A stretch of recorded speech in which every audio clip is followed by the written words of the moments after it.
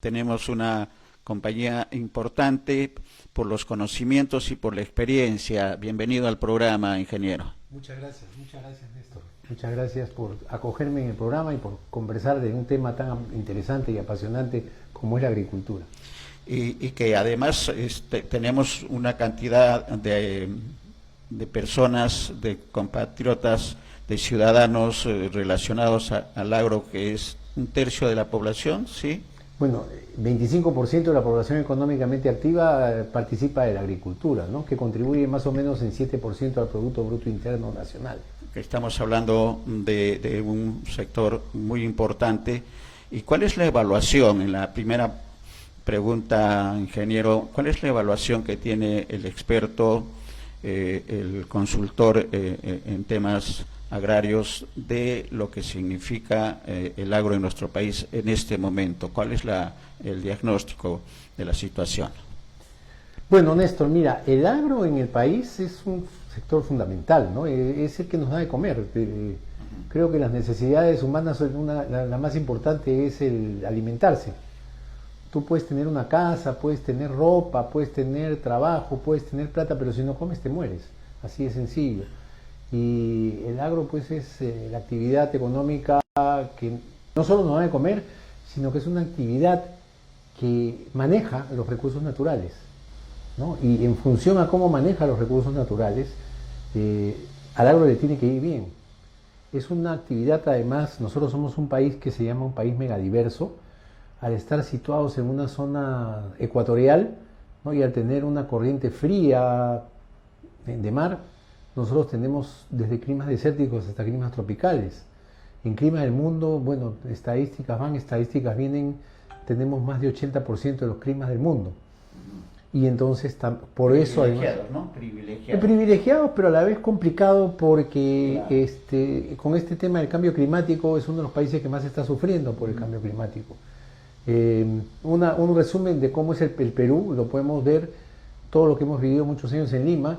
Si tú te vas de Lima y te vas a pasear hacia el este, ¿no? En 180 kilómetros llegas a 4.000 metros de altura y a los 300 kilómetros ya estás en la selva tropical, ¿no? Entonces pasas todos los climas. Y lo que sucede pues en un lugar no necesariamente se va a replicar un poco más allá, no es como países agrícolas que tienen planicies como Argentina, por ejemplo, que es casi todo uniforme y siembra y cosecha. Nosotros tenemos un país que son mosaicos de cosas y además es un país donde por la diversidad de culturas y de climas se han domesticado muchas especies y tenemos una diversidad enorme. Se dice, por ejemplo, que en papa tenemos, ahora dicen 4.000, antes decían 3.000, yo nunca las veía. Lo que sí hay una gran variabilidad de papa cuando uno revisa los bancos de germoplasma, que es donde está guardado. La diversidad, hay accesiones y el banco que más accesiones tiene es peruanas, es el del Centro Internacional de la Papa, que tiene 2.400 accesiones. Entonces 4.000 variedades pues es algo que se está repitiendo sin fundamento alguno. Lo que sí tenemos, en el caso de papa por ejemplo, es que tenemos varias especies de papa, porque tenemos por ejemplo la papa amarilla, que es una especie distinta, Solanio goniocalix, la papa guairo, que es otra especie, que es Solanum chaucha. Tenemos otra especie que es las papas nativas, que son Solanum andígena, subespecie andígena, y tenemos la papa blanca, que es otra subespecie. O sea, ahí ya tenemos 4 entre especies y subespecies de papa. Dentro de eso tenemos una variabilidad enorme que la han domesticado nuestros ancestros y es un tesoro que tiene el país. Y un aporte a la humanidad, además, ¿no? Claro. No de ahora, sino de hace mucho tiempo. ¿Y cuál es la evaluación, ingeniero, sobre la labor del Ministerio de Agricultura de estos tiempos, sobre todo de los últimos 15 años? Bueno, 15 años es un periodo muy largo, ¿no? Yo en los últimos 15 años sí yo estuve, bueno, a ver, restemos. 2010 sí, no, yo estaba en el 2017 como viceministro, pero yo estuve vinculado al Ministerio de Agricultura desde finales de los 90 hasta el 2009, que fui jefe de INIA, y de ahí me fui al exterior y regresé en el 2017 a ser viceministro. El ministerio ha tenido un montón de cambios de estructura, hasta de nombre, ¿no? No sé por qué dejó de llamarse de Agricultura, y ahora se llama Desarrollo Agrario y Riego, y es un ministerio que ha tenido muchas transformaciones. Transformaciones que te las puedo resumir en la siguiente. El ministerio en el que yo trabajé en el 2000, entre los 90 y el 2007, tenía un viceministro, 3 directores generales y 4 organismos públicos adscritos que se llaman OPAs ahora. Antes se llamaban organismos públicos descentralizados. Tenía INIA, tenía SENASA, tenía INRENA y tenía el Consejo Nacional de Camelios Sudamericanos. Y tenía proyectos. Bueno, ahora ese ministerio tiene 2 viceministros, 9 directores generales, instituciones adscritas y todo lo demás. Tiene un montón de gente. O sea, es un ministerio que se ha llenado de generales y se ha quedado sin soldados. Y en realidad es un ministerio que tiene 2 viceministros, que el delimitar el accionar de los 2 viceministros es un poco complicado, porque hay un viceministerio de infraestructura agraria y no me acuerdo, ahora tiene un nombre así, y el otro de políticas, el que yo fui. Entonces, ponte el caso de arroz. Si en el caso de arroz hay un sistema, hay un problema con la producción de arroz, es del viceministro de infraestructura. Pero si es de precio de arroz, es del viceministro de políticas. Entonces, es un ministerio que está como estancado y además es un ministerio que al reorganizarse tanto, se ha diferenciado tanto de las estructuras de la Dirección Regional de Agricultura de las regiones que no empatan muy bien. Además, la descentralización del año 2004, 2005, 2006 le quitó al ministerio todas las direcciones regionales agrarias, se las dio a las regiones y las regiones las dejaron sin presupuesto. Entonces, todo el accionar en las regiones no tiene recursos y le piden al ministerio que actúe en cosas que ya no debería estar actuando. Situación complicada entonces, ¿no? ¿Y cuáles son las soluciones ahí? Primero la burocratización que ha ingresado a una y se está cuestionando en los medios especializados, seguramente tiene la comunicación, ingeniero, de presencia de funcionarios que no son idóneos para el cargo en uno de los viceministerios y también en algunas unidades agropecuarias. Entonces, frente a ese panorama, la situación de manejo, digamos, científico, profesional, queda relegado. Yo lamentablemente oigo a veces decir temas como, por ejemplo, que si la agricultura no es negocio y no resulta que se dedique la agricultura a hacer otra cosa, que se ha romantizado la agricultura, ¿no? Y lamentablemente, pues, si en el sector agrario, en el ministerio a cargo de la agricultura no hay gente que conozca, no solo del agro, sino de temas de agricultura que estén formados en ciencias agrarias, es muy difícil que se encuentre una solución. El otro día escuché también a otra persona que estaba en el ministerio decir, mucha en la selva hay un potencial enorme, porque hay un montón de suelos, pero la selva, hay selva y selva, ¿no? Claro. La selva tiene suelos, y hay una gran mayoría de suelos en la selva que son suelos ácidos, son suelos lo que le llaman ultisoles o oxisoles, que han sido ya por el proceso de meteorización de muchos años y la lluvia, han sido degradados al extremo de que son suelos que tienen un alto contenido de aluminio, muy pocos nutrientes. Entonces se corta el bosque o se corta la cobertura vegetal donde están los nutrientes, porque los nutrientes están reciclándose entre el árbol y la materia orgánica. Se siembra algo y después de 3 años el cultivo se lleva todo y queda un suelo que ya no sirve para nada, un suelo degradado, que hay que restablecer, ¿no? Se puede restablecer, pero no se puede decir alegremente que en la selva se puede hacer muchas cosas. Por ejemplo, en la selva hay que pensar en la selva como una zona, primero de bosques, de protección, claro, que se debe reforestar, que se debe manejar con plantaciones forestales adecuadas, ¿no?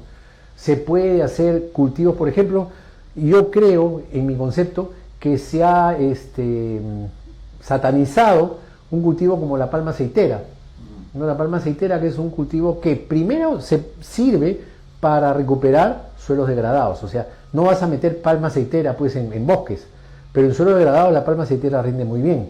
Es un cultivo que además el racimo de la palma aceitera, ¿no?, se concentra en el lugar de producción en aceite básico, y eso se puede llevar, ya sea a lo largo del río en barcazas o por caminos rurales, a una zona donde se produce el aceite de palma. Entonces hay una cadena de producción de aceite de palma que beneficiaría y nos libraría de lo que es, nos hemos puesto un país deficiente y necesario de importar aceites. 80% de nuestras necesidades de aceites se importan, ¿no? Ajá.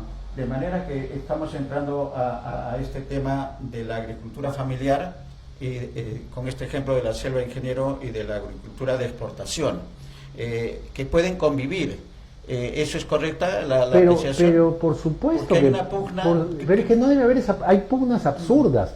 O sea, pueden convivir ambas agriculturas, además son necesarias ambas agriculturas. Claro. La agricultura, además, no todo debe agroexportarse, como digo yo. Nosotros también tenemos un mercado interno, ¿no? Tenemos un mercado, tenemos, digamos, la agricultura familiar, es la que nos da de comer papa, la que nos da hortalizas, la que nos da leche, porque la leche, si bien es comercializada por 2 o 3 empresas, una de ellas muy grande, que es Gloria, sí, es producto de pequeños productores. No hay grandes establos productores de leche, ¿no? Pero claro que pueden convivir, ¿no? Y no son mutuamente excluyentes la una de la otra, ¿no? Y además, en el tema de agricultura familiar, de nuevo, la gente que ahorita está, digamos, protestando, se está quejando por esta ley que ha salido de promoción agraria, que tiene un nombre bastante largo, no tiene un nombre tiene como lo que le llamo yo como 7 palabras cohete, porque se llama ley de la sostenibilidad para no sé entre cuántos, para el desarrollo de la agricultura, para que todos vivamos felices, etcétera, etcétera. Pero bueno, esa ley, ¿no?, que es una ley que da incentivos a la agricultura, debería aprovecharse en todo sentido, ¿no? Y no privar digamos de ella, de los beneficios a la agricultura familiar, ¿no? Y no solo decir que la agricultura familiar también siembre para exportar, siembre para el mercado interno. Claro. Por ejemplo, papa. Somos un país que comemos papa, ¿no? Pero el problema no es el productor en sí, el problema es la planificación de la producción y la comercialización de la papa, ¿no? Que cuando está mal planificada hay un exceso, digamos, viene como en cadena, ¿no? Veamos, se cosecha en la costa, termina de cosecharse en la costa y comienzan los valles adelantados de la sierra, después viene la campaña grande de la sierra, después vienen valles finales de la sierra y vuelve a la costa. Si esto, digamos, se deja de planificar, ¿no?, y se altera, ahí tenemos un productor de papa, entonces un final de una cosecha coincide con el inicio de la otra y se cae el precio de la papa, ¿no? Entonces ahí hay que trabajar planificación y también hay que trabajar comercialización de papa. Un problema grande, sobre todo de papa blanca, ¿no?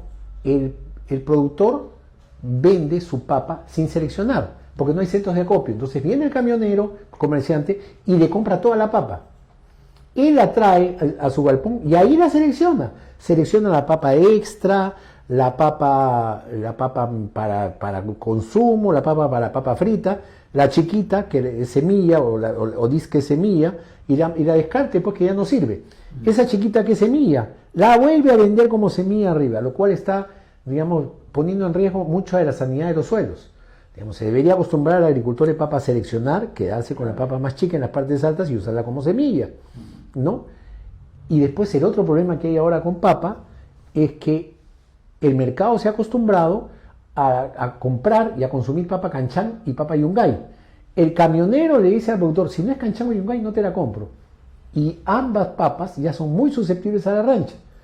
Y ni ha liberado una cantidad de variedades, entonces habría que lograr algún acuerdo entre los comerciantes, el mercado, y promover otras papas para ir retirando a la cancha y a yungay, que no le quito ningún mérito, sino que simplemente es una papa que es muy cara. Porque hay otras variedades. Hay otras variedades. Correcto. Entonces, decir, señora, mire, esta papa ya no es canchay y yungay, pero es igualita, produce, no tiene el mismo color, pero produzca, cómprela para su hogar. Esa sería labor, Juan, del Estado, del Ministerio de Agricultura. Por supuesto, el Ministerio, de los gobiernos regionales. Con la difusión y con los centros de acopio. Y con centros de acopio que municipios paperos deberían ir estableciendo para que los agricultores se favorezcan. Pero de nuevo, ¿no? Ahora se ha modificado el IGB, no sé qué, y se le va a dar más plata a los municipios.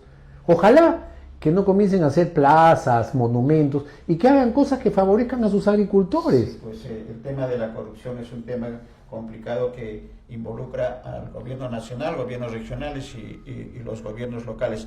Pero en este tema de la agricultura y de la agricultura familiar, estamos viendo, Juan, que hay potencialidades, que falta solamente el papel normativo del Ministerio de Agricultura y de ejecución por parte de los gobiernos regionales. ¿Esa lectura es correcta? Es correcta, y esta ley que se acaba de promulgar debe dar pie a que se creen reglamentos de apoyo no solo al tema de producción, agroexportación, sino a la agricultura familiar, dándole algunos facilidades para asociarse. Ahora, por ejemplo, ¿no? Asociarse ¿cómo? ¿No? Yo veo, por ejemplo, te dicen, se siembra mucho arroz en la costa norte. Ok. Pero esa gente ya pues no debería sembrar arroz. ¿Cómo va a dejar de sembrar arroz si hay un molino que le compre el arroz? Entonces, deberíamos pensar en decir, oye, señores molinos, ustedes váyanse a la selva. Tienen tanto tiempo para irse a la selva, ¿no? Y entonces se deja de sembrar arroz en la costa. ¿Qué pasa en la costa? ¿No? Ya no pueden sembrar arroz. Son agricultores pequeños que realmente no tienen muchos recursos. Debería, por ejemplo, crearse empresas, ¿no? Que a ese agricultor, porque hay muchos agricultores en los valles de Jequetepeque, de Chancay Lambayeque, de Chira, de Piura, que tienen 1 o 2 hectáreas, que probablemente, no es probable, estoy seguro, no viven de eso, tienen otro tipo de negocio, y decir, oiga señor, vamos a crear una empresa y usted va a ser socio de la empresa. En el socio de la empresa usted va a poner su tierra. La empresa va a dedicarse a cultivar algo más rentable. Puede ser exportación, puede ser arándanos, palta, uva, claro. Pero también puede ser maíz amarillo duro. Que somos un país que necesita maíz amarillo duro. No te da el ingreso que te da el arándano, que te da la palta, pero tampoco requiere ese nivel de inversión. Te da ganancia. Entonces, todos vamos a sembrar, la empresa va a sembrar, usted puede trabajar en la empresa, ¿no? Va a estar asalariado por la empresa, y la empresa cada 6 meses le va a liquidar sus ganancias. Estamos hablando de una reforma agraria. Hay un mito y hay una, digamos, se ha desvirtuado el tema de la reforma agraria y se habla de reforma agraria y la gente relaciona con Velasco. Pero la reforma agraria, de acuerdo a lo que estamos conversando, Juan, es necesaria. Y voy a dar a conocer el nombre de la ley, Ley de la Transformación Productiva, Competitiva y Sostenible del Sector Agrario con Protección Social hacia la Agricultura Moderna, que complican la vida. De lo que se trata es del papel rector del Ministerio de Agricultura, que no lo tiene en este momento. Ese liderazgo, Juan, no existe. Es correcto. Mira, Néstor, realmente lo que pasa es que en el ministerio, como te digo, se ha llenado en general y se ha quedado sin soldados, ¿no? Entonces, hay 9 directores generales y hay 2 viceministros. Y muchos de los directores generales no tienen experiencia, pues, no son formados en las ciencias agrarias, ¿no? Sí, pues. Yo no estoy diciendo que haya que darle chamba a todos los agrónomos, pero igual, digamos, debería haber gente que conoce, ¿no? Que conoce, que ha sido formada en cursos y no solo agrónomos, sino zootecnistas, ingenieros agrícolas, hay una cantidad de carreras, ¿no? Que conocen de temas de agricultura, por ejemplo, como te digo, no ir y decir, oye, acá pueden sembrar en esta selva, cuando sabiendo que el suelo no te va a dar nada, ¿no? O decir, la sierra deberías, una vez escuché a una persona que fue ministro decir, en la sierra ya no deberían sembrar tanta papa, pucha. O sea, eso te denota un desconocimiento del caso, porque en las partes altas de la sierra, ¿no? Si conoces el sistema de producción de las partes altas de la sierra, digamos, primero el agricultor familiar, ¿no? Tiene varias parcelas para, digamos, de alguna manera minimizar el riesgo, ¿no? De que haya una helada acá, entonces tiene varias parcelas. Y en su parcela, su sistema de producción arranca con papa. ¿Por qué arranca con papa? Porque la papa, digamos, ese suelo ha estado descansado, entonces le pones un arado, si puedes, si no está en mucha pendiente, un tractorcito, si no con yunta, le pegas una buena arada, le pones materia orgánica, le pones buena cantidad de fertilizantes, siembras papa, cosechas la papa. La papa es lo que te compran, entonces la papa es tu billetera, claro. ¿Me entiendes? Claro. Si te va bien con la papa y tienes ganancia, compras un animalito. Ese animalito es tu libreta de ahorro. El día que no te va bien con la papa, porque vendes el animalito, vendes tu ahorro. Pero eso es la papa. Al año siguiente, en esa parcela que sembró papa, el agricultor siembra algún cereal, que generalmente es trigo o cebada. Trigo, que además lo muele y él mismo hace su pancito. El trigo no entra al mercado nacional. O cebada, que también puede consumirla como morón, o puede ser forraje para su animalito. Hola. Al siguiente año vuelve a sembrar trigo o cebada, o le pone una menestra, le pone haba o arveja. ¿Para qué? para que esa menestra fije nitrógeno y enriquezca el suelo. Deja descansar ese suelo 2 o 3 años y vuelve a arrancar con papa. Ahora, ha aparecido una alternativa en la sierra, que es la quinoa, ¿no? La quinoa que se ha vuelto, tantos años. Yo hice mi tesis de doctorado en quinoa en el año 86. Tantos años se bregó con la quinoa y la gente acá en Lima en esos años ni le hacía caso a la quinoa, no la comía. Y yo siempre decía, van a comer quinoa el día que los gringos coman quinoa. La quinoa va a venir a Lima, no de la sierra, sino de Miami. Y así ha sido. Ahora todo el mundo dice la quinoa. Hay hasta unos locales que se llaman quinoa, porque así dicen en Estados Unidos, ¿no? Entonces, y hay la quinoa, que puede tener un potencial para el mercado de exportación. De hecho, ya el segundo productor de quinoa en el Perú es Ayacucho. Y gran parte de esa quinoa se va al mercado de exportación o se va al mercado nacional. Ahora, te dicen, la quinoa es cara. Pero ¿por qué es cara la quinoa? Porque es un alimento nutritivo, no es un sustituto del arroz. O sea, en lugar de arroz no es quinoa, porque entre el arroz y la quinoa hay una diferencia enorme, pues en nutrición y en todo lo demás. Entonces aquí podríamos entrar con programas de favorecer el consumo de quinoa en el país. Y ¿cómo se llama? Llevarla como un alimento nutritivo, no como un sustituto del arroz. Correcto, estamos hablando de la agricultura familiar, Juan, y entremos de manera que haya actividades y productos que pueden muy bien potenciarse claro. en su producción en este momento. Lo que faltan son ideas, lo que falta son ejecución desde el nivel del Ministerio de Agricultura. Pero tenemos un ministro que ha sido más de exportación. Yo tuve la oportunidad de conversar con él y de trabajar algún tiempo en Sierra Exportadora, pero parece que se ha quedado en el tiempo, porque había buenas ideas en esos tiempos, estamos hablando de 10 años atrás más o menos, Juan. Se ha quedado en el tiempo porque lo que dice públicamente el ministro es cuestionado por los especialistas, por ustedes, y no está caminando en la línea. Y hay algunos viceministerios, hay una viceministra Vegas, que ha estado en proinversión, que ha estado en algunas instancias, que también está siendo cuestionada porque qué hace una profesional con esos conocimientos en el sector agrícola. Pero esa es la situación real, lo que tenemos acá. Nosotros, en el caso del trabajo que realizamos, es dar ideas para que pueda trabajarse de manera sostenible el desarrollo humano y la alimentación es sumamente importante. La agricultura familiar tiene que ser repotenciada, eso es una de las... Sí, eso es cierto, mira, pero hay un tema en agricultura familiar, ¿ya? Y este tema yo también se lo achaco a quienes están, digamos, no sé, siempre se promueven como ideólogos de la agricultura, que han estado en ONGs, ¿no? Y nos han vendido un tema que hay 2.100.000 agricultores en el Perú. Hay 1 millón de agricultores, dice que son agricultores, de ese 2 millones, de ese universo, hay 1 millón, ¿no?, que tienen menos de 1 hectárea. Y eso que tienen menos de 1 hectárea, ¿no?, más o menos son el 9% del área cultivada. Entonces, uno se puede analizar, persona que tiene menos de 1 hectárea, ¿es realmente un agricultor o es una persona que hace agricultura?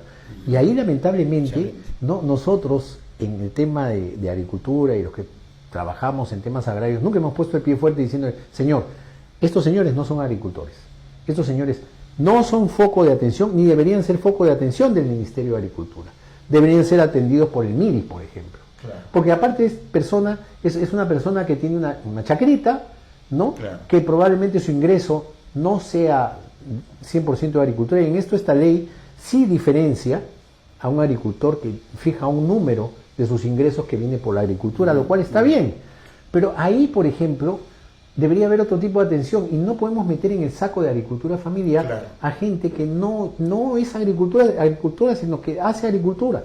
Otro tema, y el otro día me pareció, pero hasta absurdo, lo escuché en la radio, alguien que decía que en la agricultura familiar se explotaba a los menores de edad. Pucha, me quedé frío, la verdad. No porque se explote, sino porque esa es la esencia de la agricultura familiar. O sea, en la agricultura familiar, agricultura familiar es aquella actividad donde la mano de obra es la pone la familia.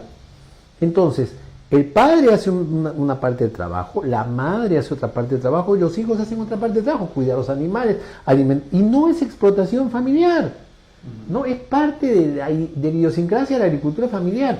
Y nos estamos alejando de conceptos. Agricultura familiar fue un concepto ideado y propuesto por Chayanov en el año 1920, ¿no?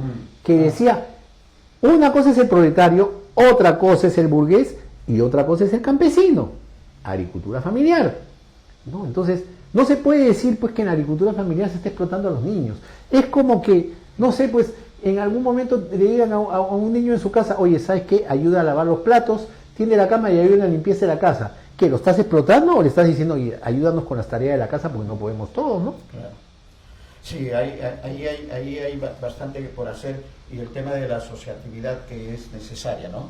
Que ya lo has propuesto, de juntar esos pequeños grupos, no de la producción para su autosostenimiento, que es la primera etapa, el primer piso del tema agrario, en lo que es producción, sino quienes tienen más de la cantidad mínima de hectáreas, ¿no? Mira, hay un tema en la agricultura, y esto es un tema que parece que ya nos hemos olvidado de los 7 ensayos de la realidad peruana. Antes nos los hacían leer en el colegio, y ya no me lo hicieron leer en el colegio ni en la universidad. Y Mariátegui habla por el problema de la tierra, y en ese momento dice el problema del indio, porque al campesino se decía el indio, es el problema del indio y la tierra.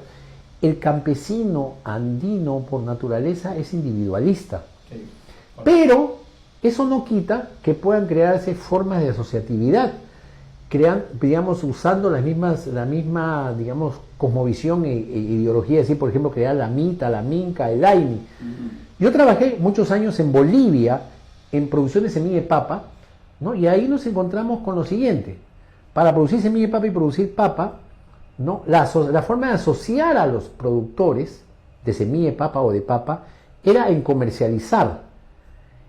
Se creaba una asociación de productores de semilla de papa o una asociación de productores de papa de 10, 20 personas, pero cada una tenía su almacén. Entonces la asociación decía, voy a vender 10, 20 toneladas de papa, pero 5 son de Pedro, 4 son de Juana, 6 son de María, 2 son de José, ¿me entiendes? Entonces, la producción era individual, pero la comercialización en conjunto. Claro. Entonces, esa forma, no decir, oye, queremos una cooperativa donde todos son dueños de todo y nadie es dueño de nada, ¿me entiendes? Como se creó con la reforma agraria. Sí, que fue un error. Que realmente fue un error muy grande. Entonces, esa es una de las salidas, esa es una de las alternativas. Y hay que trabajar en eso, ¿no? Ahora, hay otro sector, la agricultura familiar versus la agroexportación, que también es un mito el tema de la agroexportación, porque hay productores pequeños. ¿Cuál es el universo? ¿Cuál es la realidad? Mira, el universo en el año 2020 más o menos era que había más o menos 1.200, 1.300 empresas. Más o menos 1.100 eran empresas que exportaban menos de $1 millón. Después habían como otras 140, 150, 160 que exportaban entre 1 y 10 millones de dólares, y las que exportaban más de 10 millones de dólares eran como 20, 30. O sea, la agroexportación no solo es de grandes empresarios, ¿no? La agroexportación involucra grandes y pequeños, ¿no? Y además en la agroexportación están involucrados cultivos como el café y el cacao. O sea, todo el mundo dice agroexportación paltas, arándanos, uva de mesa, pero hay agroexportación de café y cacao.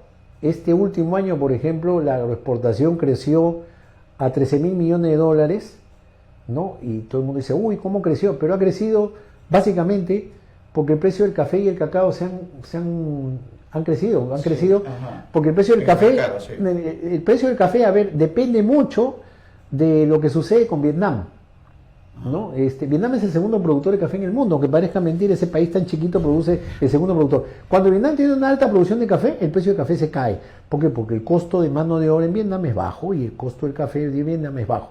Entonces, si nosotros exportamos café verde, ¿no? Café sin procesar, vamos a salir perdiendo. Entonces, si empezamos a mejorar cafés especiales, cafés de aroma, como se está haciendo, ganamos. En el caso del cacao, el precio del cacao se ha cuadruplicado en el mercado. Esa ha sido una coyuntura que nos ha favorecido y se ha cuadruplicado. ¿Por qué? Porque los países productores de cacao en el mundo, que son los grandes, que son los países de África, ¿no? Costa de Marfil, Ghana, han tenido un problema sanitario, han tenido un virus que se llama el virus del hinchamiento de los brotes y le ha traído la producción abajo. Se van a recuperar en unos años, claro. Pero aprovechando esa coyuntura, el precio del cacao se ha cuadruplicado. Entonces aprovechemos, ¿no?, de que el precio del cacao está bien para apoyar a los productores a que fermenten bien su cacao, a que se asocien y a que produzcan buen cacao. Correcto. Aprovechemos esa coyuntura porque ese precio no se va a mantener y en algunos años va a volver a bajar. Ajá. Ahora, para estos pequeños productores que están dentro ya de la agroexportación, Juan, ¿cuáles son las recomendaciones en la comercialización? Porque este tema que has referido del cacao es referencial seguramente para otros productos, y ahí tiene un papel también rector el sector, el ministerio. Pero en la parte de comercialización, con la experiencia de estos años, el paso por el viceministerio, el estar como vicepresidente de la APIA, de la asociación, ¿cuál es el escenario? ¿Qué recomendaciones para estos pequeños productores que están en la agroexportación del cacao, del café y de otros productos? Sí, mira, en el caso de los pequeños productores ya se han creado formas asociativas, ¿no? Por ejemplo, en el norte hay Norandino, que comercializa café, ¿no? Hay varias organizaciones comercializadoras de café en forma de cooperativa, pero cooperativa que ayuda al productor a comercializar, compra el producto, le paga y comercializa, ¿no? Eso está muy bien. En el caso de cacao sucede lo mismo, ¿no? Ahora, también es importante, en el caso de los pequeños productores de otros cultivos tipo, por ejemplo, cítricos, el gremio que se ha creado, por ejemplo, ProCitrus es un gremio, ¿no?, que funciona muy bien, que apoya a sus asociados, ¿no?, les da capacitación, los ayuda a conseguir financiamiento, los ayuda en la comercialización, pero es un gremio que ha crecido fruto del orden que hay en ese gremio, que los productores asociados a ProCitrus pagan pues su cuota, claro, reciben esa asistencia, ¿no? Y ahí ese tipo de modelo pues tiene que ser replicado con otros cultivos. Para otros cultivos, ¿no? Claro, porque se quejan, dicen, no deben dar ¿cómo se llama? El autogravamen. ¿Cómo se les va a dar el autogravamen? O sea, el autogravamen que le vas a decir al agricultor, mire, vamos a quitarle 3% de su venta para crear un gremio, ¿no? Pues no, claro. Creemos un gremio que el productor vea que le es útil, ¿no?, y aporte a ese gremio como está sucediendo, ¿no? Eso es una pena, ¿no? Y aquí también es una pena que, por ejemplo, en el tema de agricultura, ¿no?, en la vereda del frente, como digo yo, no hay, digamos, una organización que traiga propuestas, ¿no? No se trata de crear un gremio para hacer un paro, que traiga propuestas. Por ejemplo, yo lamento mucho que se haya fraccionado en 4 partes ya la Junta Nacional de Usuarios del Distrito de Riego del Perú, ¿no? En su momento la Junta Nacional de Usuarios del Distrito de Riego del Perú era un gremio fuerte, era un gremio que presionaba, pero que a la vez dialogaba, ¿no? ¿Cuántas veces cuando yo era director general de promoción agraria y trabajaba en el ministerio, me he sentado con Virgilio Brenis, que era el gerente, y con el señor Málaga a conversar, encontrar soluciones, ¿no? Con Beagro mismo se ha ido fraccionando, que ya lo que diga con Beagro un poco nada importa, y no hay gremio. Por ejemplo, cuando hubo el problema de la papa, no hay un gremio de productores de papa. Y no tenemos que mirar, todo el mundo dice, mira cómo pasa en Chile, tenemos que mirar lo que pasa en Colombia. Colombia, por ejemplo, el gremio de productores de café es tan poderoso que tiene su propia asistencia técnica, contrata a sus propios ingenieros. No solo ellos, sino los palmicultores, los de caña de azúcar, inclusive los ganaderos, ¿no? En algún momento fui a Colombia, muchos años atrás, estoy hablando en el año 2007, y aquí estábamos tratando de sacar una estrategia para la ganadería nacional en el ministerio, y visité al gremio de ganaderos, que creo que se llama Fedegan, y me entregaron un libro y me dijeron, acá está la estrategia que hemos propuesto para la ganadería colombiana hasta el año 2017. Bueno, ya el año 2017 quedó atrás, ¿no? Claro. Pero el gremio era un gremio propositivo. Acá no tenemos en la vereda del frente. Hay crisis de gremios, ¿no? Hay crisis. Hay En crisis todo de lugar, gremios. ¿ah? Sí, En todo lugar. Y en el sector agrario con mayor razón. Entonces, esto me lleva a pedir una reflexión y una respuesta sobre el papel que tiene, por ejemplo, Agroideas, que es una institución del sector que debería promover, creo, de acuerdo a mis conocimientos, en todo caso, el especialista es Juan, pero Agroideas está en una situación complicada con las designaciones que se han desarrollado y todo eso, pero va a ser materia de otra conversación. Pero Agroideas es una instancia del Ministerio de Agricultura, de Midagri, que puede cumplir esa función, pero también los gremios profesionales y la APIA en esa línea.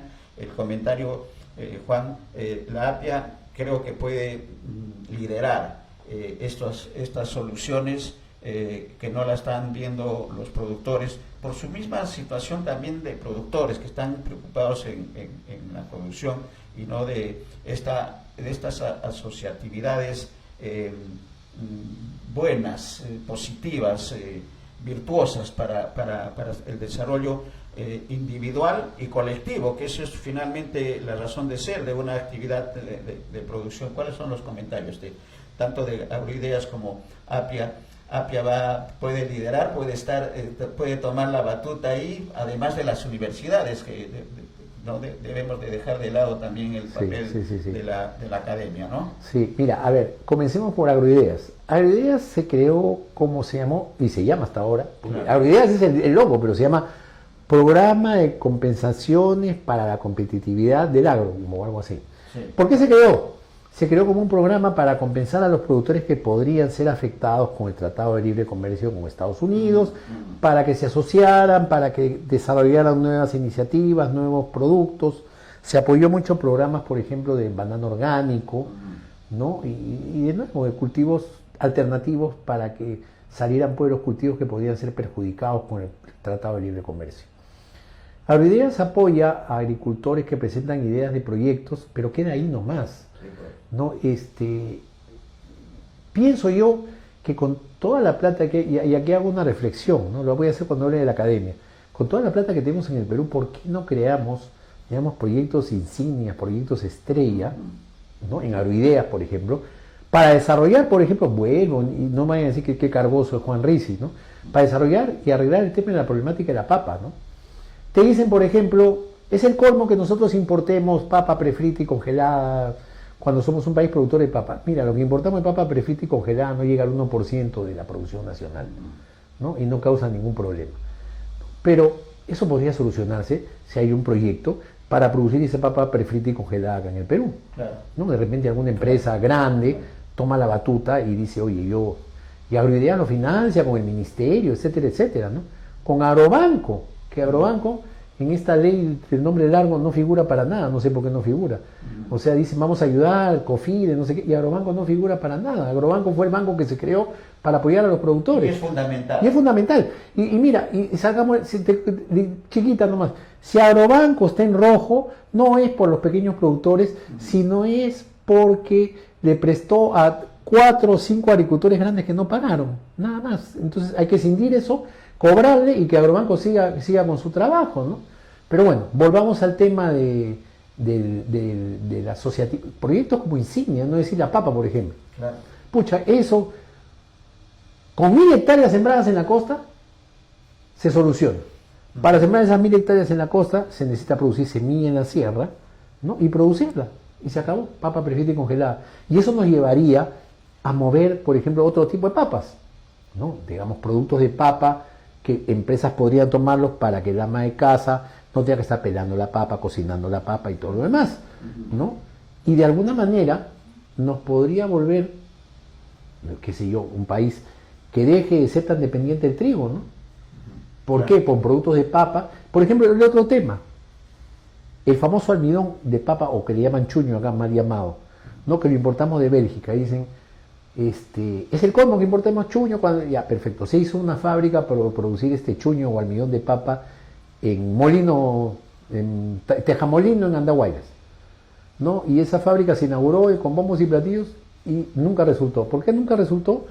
Porque se usa papa de consumo para producir chuño, entonces el insumo inicial es carísimo. Si tú seleccionaras tu papa y el descarte lo metes a tu planta para producir chuño o almidón a un costo mínimo, va a ser rentable. Entonces, un tema papa, ¿no? Otro tema, maíz amarillo duro. Maíz amarillo duro en valles de la costa, con productores que no tengan esa capacidad de inversión para meterse a arándano, uva o palta, ¿no? Y tomar este tema para ir sustituyendo la importación de maíz amarillo duro. En selva también, ya hay híbridos en selva, años atrás no los había, híbridos en selva que te rinden fácil 6, 7 toneladas por hectárea que podría hacer el maíz amarillo duro competitivo en la selva, ¿no? Y otros temas. Entonces, eso podría enfocar Agroideas, ¿no? El tema, mencionaste otro tema, Agroideas, dijiste el tema, la APIA. APIA, papel de APIA. Ya, la APIA es la Asociación Peruana de Ingenieros Agrarios, entonces estamos tratando de fortalecer a la APIA para que sea de nuevo ese centro de debate y ese centro de propuesta de políticas agrarias. Está tomando tiempo porque hay pues este tema de que los gremios son muy débiles, ¿no? Es decir, oye, hay gente, la cuota de la APIA para empezar son 10 soles mensuales, ¿no? Entonces, pucha, si tuviéramos pues una APIA, en este momento hay creo que 60 asociados, si tuvieras una APIA que tuviera pues siquiera 200 asociados, otro sería el cantar, ¿no? Tenemos un local, estamos en un sitio céntrico para empezar a hacer, digamos, sentar y hacer propuestas. La academia tiene que jugar un rol muy importante, porque es ahí donde se forman jóvenes y ahora hay facultades de agronomía en casi todo el Perú, Sí, pues. ¿no? Yo estuve, y aquí viene también una reflexión, estuve hasta enero de asesor en un proyecto de la Universidad Agraria, en un proyecto financiado por USAID, proyecto Perú Hub, que estaba haciendo cosas interesantes, estaba en Tarapoto y estaba haciendo cosas interesantes para la Amazonía. La visión del director del proyecto, y voy a decir su nombre, el doctor Hugo Villachica, una persona conocedora de la selva, que ha promovido el cultivo de la piña, que conoce mucho, dijo, vamos a impulsar cultivos nuevos en Tarapoto, en el centro impulsamos el cultivo de maracuyá, estábamos impulsando guanábana, vainilla, ¿no? El proyecto tenía además una planta piloto para hacer investigación, no, hagamos una planta de procesamiento, ¿no? Volvamos a una planta de procesamiento de pulpa y jugo de frutas, se hizo, tiene una capacidad respetable. La agraria tiene en estos momentos, tenía 7 hectáreas y estaba proyectando y estaba sembrando 20 hectáreas de maracuyá. El maracuyá daba muy buen resultado, una alternativa importante en la selva. Y además lo importante es no producir maracuyá como fruta, sino pulpa de maracuyá congelada para sacarla por la carretera y exportarla por paita. Lamentablemente, no lo que pasó en Estados Unidos con el señor Donald Trump, que simplemente cerró USAID. Un día dijo, cerramos USAID y listo, y se acabó el proyecto. Y dejó el proyecto, como decir, al 70% de avance. Ahora, eso nos hace reflexionar de que por qué tenemos nosotros un país que ya somos un país de ingreso medio, que tenemos cifras macroeconómicas muy grandes, por qué tenemos que estar pidiendo plata en donaciones si podemos usar nuestra propia plata en estos tipos de cultivos y de proyectos insignia, como el del maracuyá en la selva, por ejemplo, ¿no? Entonces, la academia también puede jugar un rol en formar jóvenes, ¿no? Y porque todo ingeniero tiene que hacer una tesis, ¿no? Entonces, si formase jóvenes y hubiera, digamos, todo un sistema organizado, que es un sistema que también tiene línea, que es el Sistema Nacional de Innovación Agraria, donde fijara prioridades grandes hacia abajo y le diría a las universidades, mira, necesito que hagan investigación en tal cultivo y en tal problema, ¿no? Y vamos a financiar con recursos que hay del Sistema Nacional de Innovación Agraria, entonces se ordenaría mucho en este país. De acuerdo, o sea, hay mucho por hacer. Muchísimo. En el campo. Para empezar de cero, si tenemos casi 90% de los climas en el mundo y somos centro de diversidad, hay otro tema, ¿no? Que yo siempre digo, nosotros los peruanos somos tan suertudos que si nos da la gana, todos los días podemos comer un plato distinto de comida en nuestro almuerzo. Totalmente. Así es, Sí, con claro. distintos ingredientes y todo. Claro, sí, Y eso no lo tienen todos los países. Exactamente, y por eso la gastronomía está en el lugar en el Claro. que está, pero hay que organizar. ¿no? La palabra creo que es organizar y ordenar en el tema del mundo agrario de nuestro país. Yo saludo, Juan, lo apasionado de la exposición, de la declaración. Nuestros amigos televidentes, especialmente del sector rural, lo están entendiendo perfectamente, las alternativas de solución que son posibles,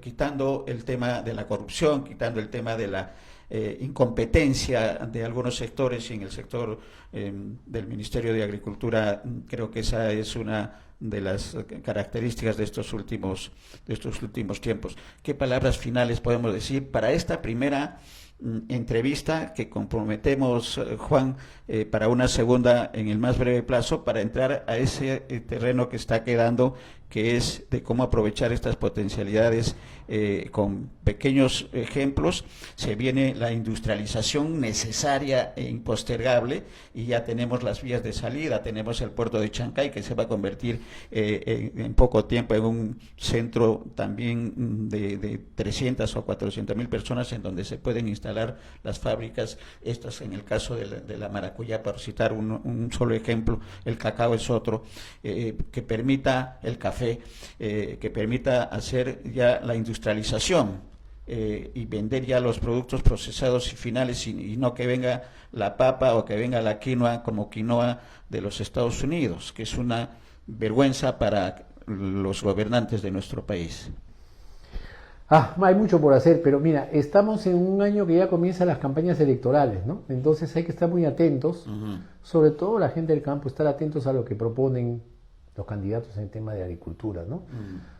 Muchos candidatos dicen, vamos a priorizar la agricultura, pero no dicen cómo, vamos a priorizar. La otra es la investigación, Sí, ¿no? Ya la investigación tendría que modernizarse al extremo que más se necesita en investigación un sistema, y se necesita recursos para ordenar el tema, que instituciones grandes con estaciones experimentales muy grandes, ¿no? Pues ese es otro tema, pero sí, lo que se necesita es otro programa, y se necesita ordenar. Correcto. Se necesita ver las propuestas que están haciendo los candidatos este año, no que te digan, vamos a hacer una segunda reforma agraria, cuando realmente lo que toca es una tercera, porque la primera fuera de Belaúnde, la segunda fuera de Velasco, entonces esta tercera fallida, ya vendría una cuarta, creo yo, no sé, y nos vamos a pasar en reforma agraria tras reforma agraria, como nos pasamos nombrando niños cada vez que llueve en la costa, ¿no? Entonces yo creo que ojalá, ¿no?, que hayan planes coherentes para desarrollar la agricultura en el país, para traer bienestar a los agricultores, no temas que te digan o agricultura de exportación o agricultura familiar, o agricultura orgánica o agricultura con insumos, porque es otro tema también, el uso de pesticidas, que es otro tema ese es otro tema que hay que tratar. Sí, totalmente. Pero una cosa no es privativa de la otra, hay que buscar acercamientos, hay que buscar puntos de encuentro, ¿no? Y hay que hablar del tema de agricultura bien hablado y fuerte, ¿no? Salir y decir, señor, usted no conoce, usted, por favor, primero lea, infórmese y opine, pero no opine sin informarse. Correcto, excelente la conclusión, y queda para el próximo programa el tema de la agricultura orgánica, que es importante y que tiene que ver con insecticidas, con pesticidas y cuanto es. Gracias, Juan, gracias por esta oportunidad, en nombre de todos nuestros televidentes, por esta primera, ya es una segunda visita que tenemos también, entonces tiene que haber una tercera y una cuarta necesariamente, para continuar de la idea completa de lo que tiene que hacerse, y luego entrar al terreno de las propuestas de los partidos políticos que van a postular a la presidencia el 2026. Gracias, Juan. Gracias por esta Muchas gracias, oportunidad. Néstor, y un saludo a todos tus oyentes y un saludo a los agricultores del Perú. Muchas gracias.